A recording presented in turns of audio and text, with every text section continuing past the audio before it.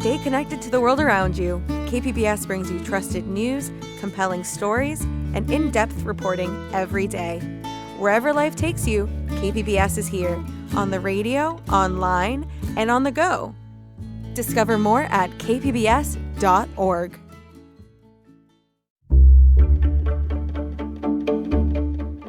Good morning, I'm Lawrence K. Jackson. It's Friday, August 8th. Imperial Beach has a new mayor. More on the controversy behind it next. But first, let's do the headlines.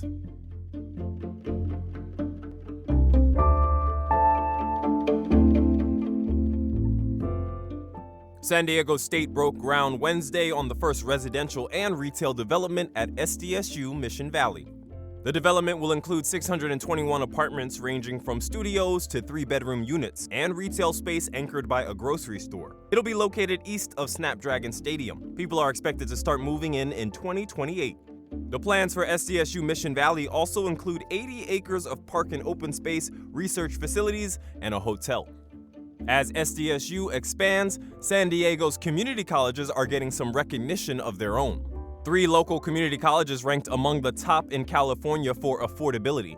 A new study titled The Golden Returns details how quickly California community college students pay back their educational costs.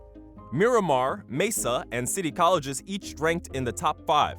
Students at 40% of public institutions are recouping their costs in less than a year, compared to 5% of private institutions, according to the study. The Padres have won 9 of their last 11 games after also being extremely active before the MLB trade deadline. Acquiring 8 total players and trading away 14 across 5 separate trades, the new Friar additions are paying off as the team makes a playoff push. Nestor Cortez pitched almost 5 innings, Ryan O'Hearn tied the game in the 9th with a home run, and Mason Miller earned his first save as the Padres beat the Diamondbacks 3-2 Wednesday. All 3 were part of deals made at the trade deadline. We'll see if they can keep the momentum this Saturday against the Red Sox. From KPBS, you're listening to San Diego News Now. Stay with me for more of the local news you need.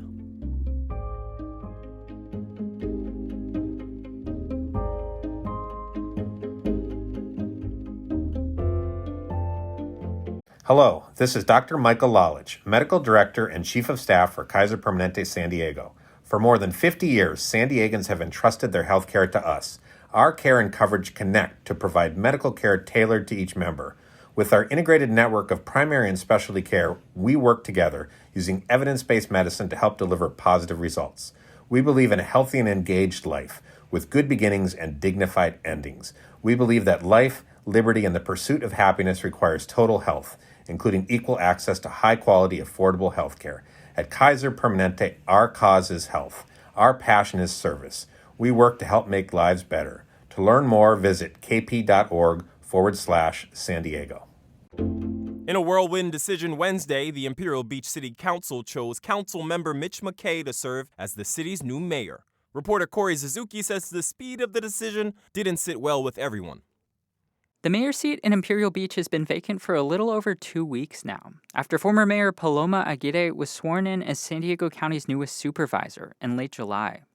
The city council had several options for choosing a replacement, including holding a special election or appointing someone after an open application process. But on Wednesday night, they decided to appoint someone immediately, Councilmember Mitch McKay. I have no desires to undo any ordinances or any other things that we've passed in the past under different previous mayors. I want to move the city forward. I'm not looking backwards. McKay had his share of supporters on Wednesday night, but many also spoke out against the quick appointment. Imperial Beach resident Rachel Orozco said she didn't think the council should make a decision immediately. Give people the opportunity to have a voice, listen to what's going on. And if it's one of you, then let us see why.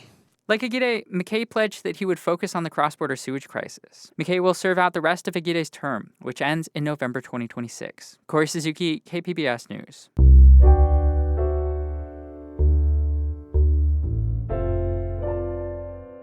A growing number of scams are targeting older adults in the county. Health reporter Heidi DeMarco introduces us to one local man whose story shows just how easy it is to get pulled in.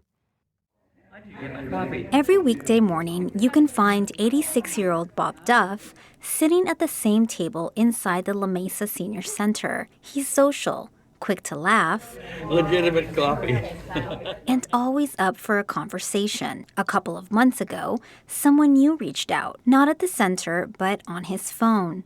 Are you busy tomorrow? And I thought, okay, who's this? So I said, busy for what? And it came back at, are you coming to the barbecue?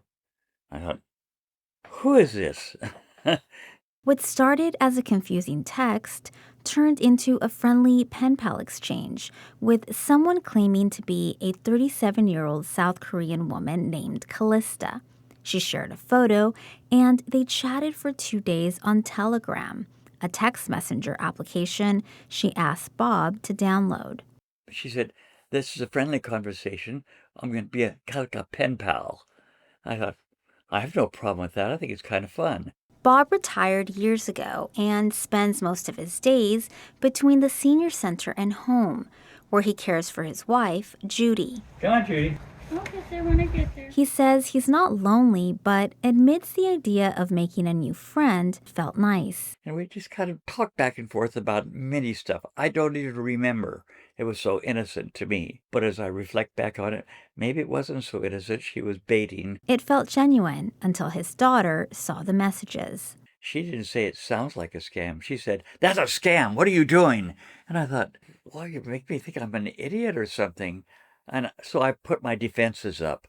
Scam attempts like this are becoming alarmingly common, often slipping into inboxes and phones disguised as friendship, romance, or urgent financial alerts. Bob was lucky. His daughter helped him catch it before any money was lost, but many older adults aren't as fortunate. In 2024, San Diego seniors victimized by scammers lost an average of more than $30,000. We are getting over 1,000 cases a year reported to us.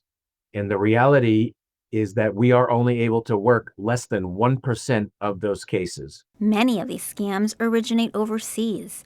Deputy District Attorney Scott Perillo says that makes prosecution incredibly difficult. So it does drive us to really push for prevention and education, because in some cases it really is the best defense is to educate the community so that they don't become victims in the first place. Still, many scams go unreported. These victims oftentimes don't report or self-disclose because of embarrassment. Jennifer Sauvé oversees the Elder Justice Task Force, which works to connect individual cases to larger criminal networks. She says technology is a major challenge. Still, many older adults are not savvy to technology and how it works, so that's oftentimes how they've fallen victim to these crimes. Even when victims catch on early, the emotional toll can linger, says UCSD geriatrician Dr. Ian Neal. There's a higher incidence of depression, of anxiety, even just technology avoidance, which then leads to further isolation, which leads to further loneliness. So there can be kind of a cascading snowball effect. Neal says trust tends to increase with age, something scammers exploit. And the older we get, the more friends and loved ones we lose. And so there is a high incidence of loneliness and isolation. And that can make us more prone to looking for friendship wherever we can. And for some, like Bob, that trust is hard to let go of. Yeah, I think you have to be real cautious. Does that mean you don't talk to anybody? No, I don't believe in that. Does that mean you should say everything is cheating you? No, I don't believe that either, because I still believe in honest people. Now he keeps a close eye on his messages. Here's my latest pen. At the senior center, he pulls out his phone to show a new scam message. If I click on it, maybe I'm downloading something which I don't want to do. Heidi DeMarco, KPBS News. A financial audit for the foundation that handles fundraising for Canyon Crest Academy is now out. Auditors found inaccurate financial reporting, missing records, and more. The investigation was spurred by a report last year from 2 of the school's students. Li Tong Tien is one of those students. Many of our key points were vindicated by the report. For example, they confirmed that the foundation failed to disclose salaries under IRS Form 990s, which was what we claimed. They confirmed that their balance sheets did not line up, another one of our claims. Tien hopes the San Dieguito Union High School District Board will implement some of the auditor's recommendations.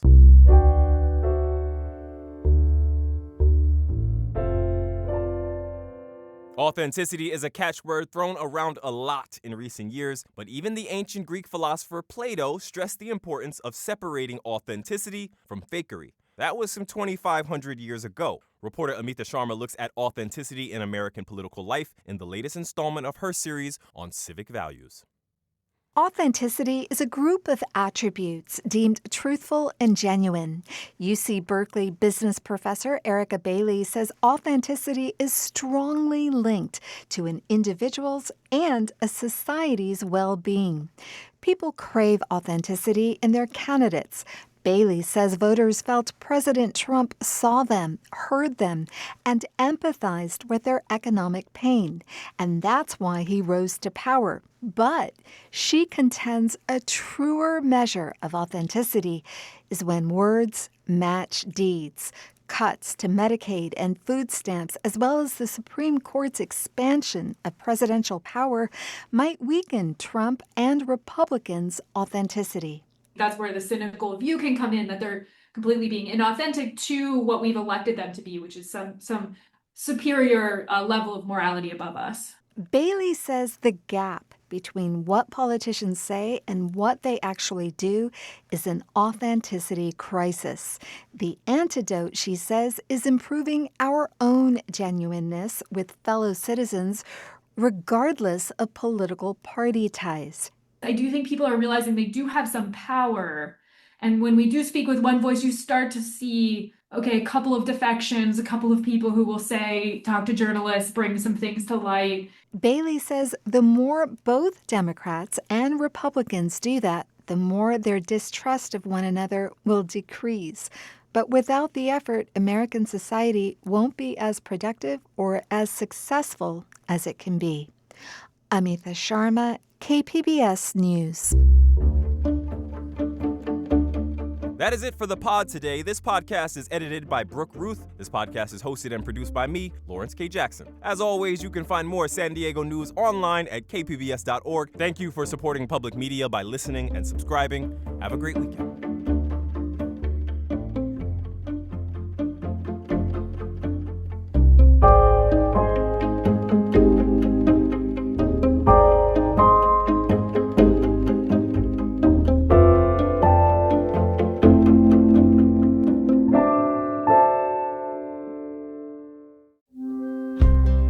Start your day with Morning Edition and wind it down with All Things Considered, only on KPBS. From global headlines to local stories, stay informed, inspired, and connected.